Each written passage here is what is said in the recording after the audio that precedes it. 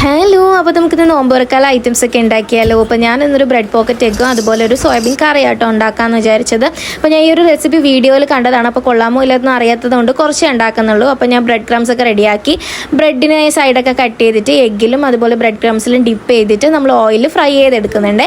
പിന്നെ അതിൻ്റെ ഫില്ലിങ്സിനായിട്ട് പുഴുങ്ങിയ എഗ്ഗ് ഒന്ന് ഗ്രേറ്റ് ചെയ്തിട്ട് അതിലേക്ക് ചോപ്പ് ചെയ്ത് വെച്ചിരിക്കുന്ന സവാളയും അതുപോലെ തന്നെ കുറച്ച് മയോണൈസും ചേർത്ത് മിക്സ് ചെയ്ത് നമ്മുടെ ഫില്ലിങ്സ് റെഡിയായി. പിന്നെ നമ്മൾ അതിലേക്ക് വെച്ച് സെറ്റ് ചെയ്തെടുത്താൽ മതി.